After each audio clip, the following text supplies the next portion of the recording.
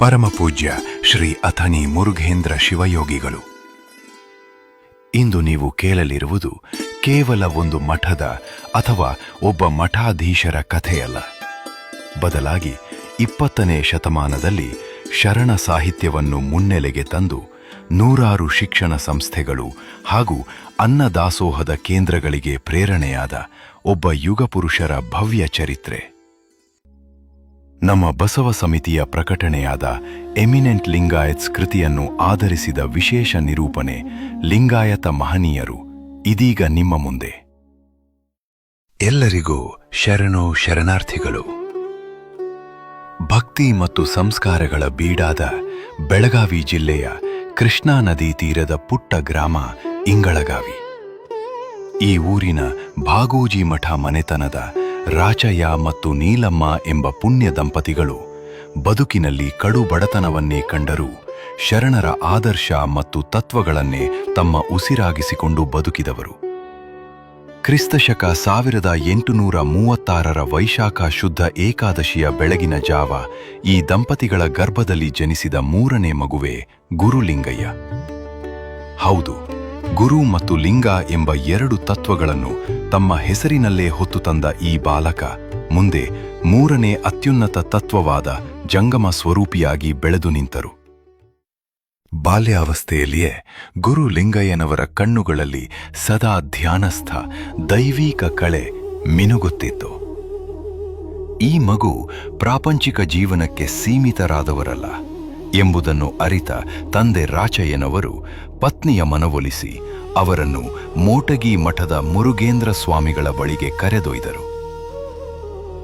ಆ ಬಾಲಕನೇ ಮುಂದೆ 400 ವರ್ಷಗಳ ಇತಿಹಾಸವಿರುವ ಅಥಣಿಯ ಗಚ್ಚಿನ ಮಠವನ್ನು ಬೆಳಗುವ ನಂದಾದೀಪವಾಗಲಿದ್ದಾರೆ ಎಂಬುದನ್ನು ದಿವ್ಯ ದೃಷ್ಟಿಯಿಂದ ಅರಿತ ಅವರು ಮಾರ್ಗದರ್ಶನಕ್ಕಾಗಿ ಮರುಳಶಂಕರ ಸ್ವಾಮಿಗಳ ಬಳಿಗೆ ಒಪ್ಪಿಸಿದರು.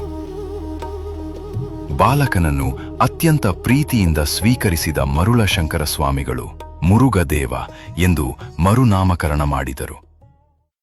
ಹೆಚ್ಚಿನ ತರಬೇತಿಗಾಗಿ ತೇಲಸಂಗದ ಗುರುಶಾಂತ ಸ್ವಾಮಿಗಳ ಬಳಿ ತೆರಳಿದ ಮುರುಗದೇವನವರ ಗುರುಭಕ್ತಿ ಎಂತಹದ್ದು ಗೊತ್ತೇ? ಗುರುಗಳ ದೇಹದ ತುಂಬೆಲ್ಲ ಗಾಯಗಳಾಗಿದ್ದರು.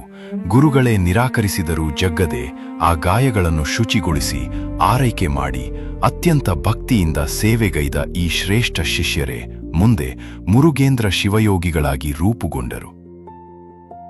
ಅವರ ಈ ಅಚಲ ಗುರುಭಕ್ತಿ ಮತ್ತು ನಿಸ್ವಾರ್ಥ ಸೇವೆ ಬಸವಣ್ಣನವರ ಶಿವಪಥವರಿವೊಡೆ ಗುರುಪಥ ಮೊದಲು ಎಂಬ ವಚನದ ಸಾರವನ್ನೇ ಪ್ರತಿಬಿಂಬಿಸುತ್ತದೆ ಅಲ್ಲವೇ?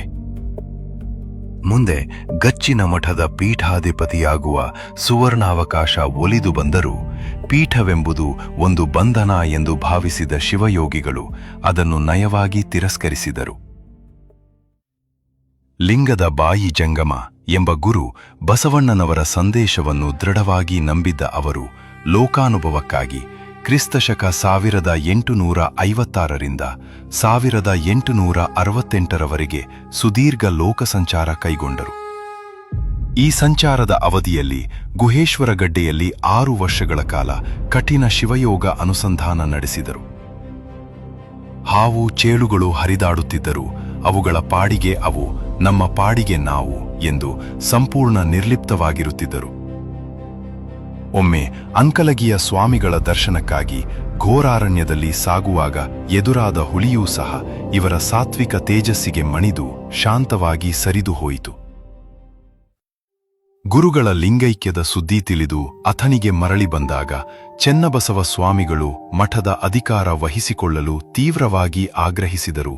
ಮಠ ಮಾನ್ಯಗಳ ಅಧಿಕಾರ ಬೇಡ, ಕೇವಲ ಗುರುಗಳ ಪಾದಸೇವೆಯೇ ಸಾಕು ಎಂದು ಶಿವಯೋಗಿಗಳು ವಿನಮ್ರವಾಗಿ ನುಡಿದರು. ಅಂತಿಮವಾಗಿ 1882ರಲ್ಲಿ ಗಚ್ಚಿನ ಮಠದಲ್ಲಿ ಶಿವಯೋಗಾನಂದದಲ್ಲಿ ಶಾಶ್ವತವಾಗಿ ನೆಲೆ ನಿಂತರು. ಅವರ ದಿನಚರಿ ಅತ್ಯಂತ ಕಠಿಣ ಹಾಗೂ ನಿರಾಡಂಬರ. ಮುಂಜಾನೆ 4 ಗಂಟೆಗೆ ಎದ್ದು ಮಂಟಪವನ್ನು ತಾವೇ ಗುಡಿಸಿ ಊರ ಹೊರಗಿನ ಬಾವಿಯಿಂದ ನೀರು ಸೇದಿ ತಂದು ಸ್ನಾನ ಮಾಡುತ್ತಿದ್ದರು. ತಮ್ಮ ಬಟ್ಟೆಯನ್ನು ತಾವೇ ಒಗೆದುಕೊಂಡು ಓಂ ನಮಃ ಶಿವಾಯ ಜಪಿಸುತ್ತಾ ತ್ರಿಕಾಲ ಇಷ್ಟಲಿಂಗ ಪೂಜೆ ನೆರವೇರಿಸುತ್ತಿದ್ದರು. ಗುರು ಬಸವಣ್ಣನವರ ವಚನಗಳನ್ನು ಅವರು ಸದಾ ಅಪ್ಪನ ವಚನಗಳು ಎಂದೇ ಗೌರವದಿಂದ ಸಂಬೋಧಿಸುತ್ತಿದ್ದರು. ಒಮ್ಮೆ ಶಿವಪ್ಪ ಶಾಸ್ತ್ರಿಗಳೆಂಬ ಮಹಾನ್ ಪಂಡಿತರು ತಮ್ಮ ಪಾಂಡಿತ್ಯ ಪ್ರದರ್ಶಿಸಲು ಅನೇಕ ಪುಸ್ತಕಗಳೊಂದಿಗೆ ಬಂದಾಗ ಶಿವಯೋಗಿಗಳು ಮುಗುಳ್ನಗುತ್ತಾ, ನಮ್ಮ ಬಳಿ ಅಪ್ಪನ ವಚನಗಳಿರುವಾಗ ಬೇರೆ ಪುಸ್ತಕಗಳ ಅವಶ್ಯಕತೆ ನಮಗೇನಿದೆ ಎಂದು ಅವರು ನೀಡಿದ ಉತ್ತರ ಎಂಥವರನ್ನು ಬೆರಗುಗೊಳಿಸುವಂತಹುದು. ಬಸವ ಪುರಾಣ, ಚೆನ್ನಬಸವ ಪುರಾಣ ಹಾಗೂ ಪ್ರಭುದೇವರ ಪುರಾಣಗಳ ಕುರಿತು ಅವರು ನೀಡುತ್ತಿದ್ದ ಪ್ರವಚನ ಕೇಳಲು ಜನರು ಜಾತ್ರೆಯಂತೆ ಹರಿದು ಬರುತ್ತಿದ್ದರು. ಮಹಾಲಿಂಗಪುರದ ಮನ್ನಯ್ಯನೆಂಬ ಭಕ್ತನಿಗೆ ಬ್ರಹ್ಮಪಿಶಾಚಿಯ ಕಾಟದ ಭ್ರಮೆ ಕಾಡಿದಾಗ ಅದೊಂದು ಮನಸ್ಸಿನ ಭ್ರಮೆ ಎಂದು ಬುದ್ಧಿ ಹೇಳಿ ಅವರ ಸಮಾಧಾನಕ್ಕಾಗಿ ಅಲ್ಲಿಯೇ ಇಷ್ಟಲಿಂಗ ಅರ್ಚನೆ ಮಾಡುವ ಮೂಲಕ ಅವರ ಮೂಢನಂಬಿಕೆಯನ್ನು ದೂರ ಮಾಡಿದರು. ಶಿವಯೋಗಿಗಳ ಪ್ರಭಾವ ಕೇವಲ ಆಧ್ಯಾತ್ಮಕ್ಕೆ ಸೀಮಿತವಾಗಿರಲಿಲ್ಲ. ಅದು ಇಡೀ ಕರ್ನಾಟಕದ ಆಧ್ಯಾತ್ಮಿಕ, ಶೈಕ್ಷಣಿಕ ಮತ್ತು ಸಾಮಾಜಿಕ ಪುನರುಜ್ಜೀವನಕ್ಕೆ ನಾಂದಿಯಾಯಿತು.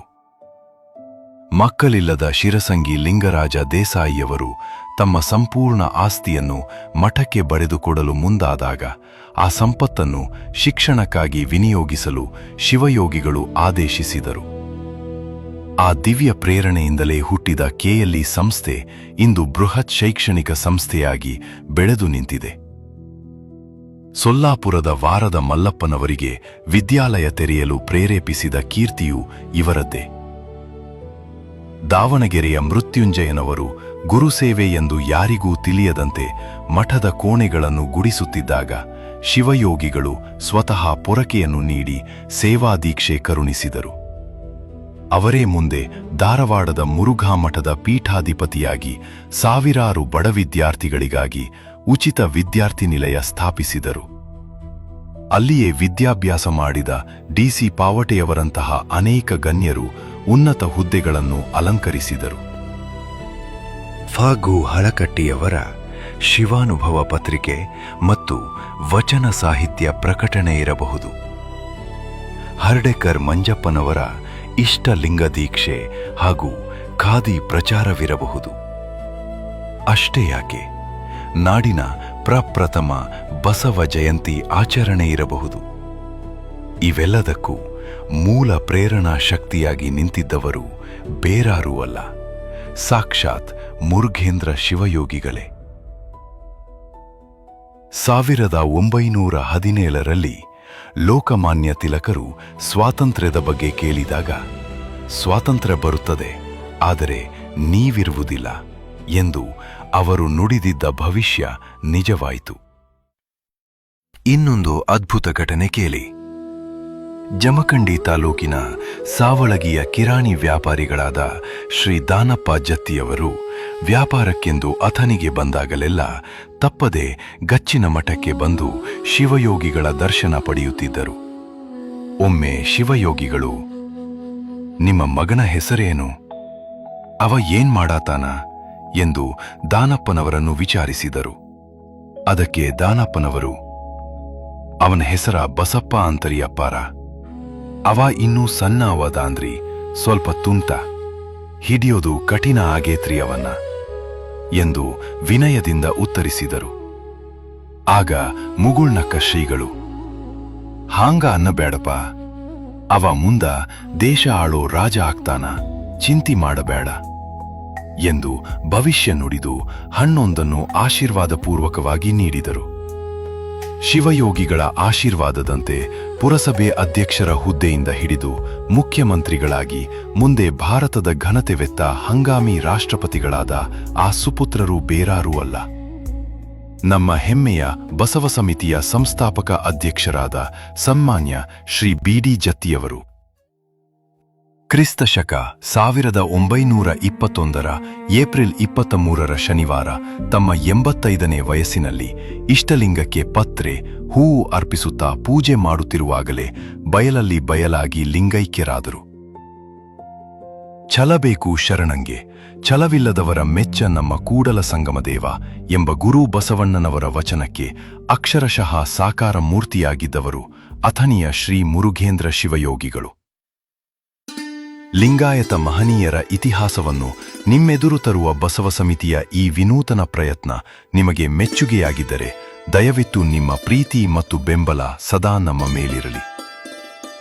ತಮ್ಮೆಲ್ಲರಿಗೂ ಭಕ್ತಿಪೂರ್ವಕ ಶರಣು ಶರಣಾರ್ಥಿಗಳು.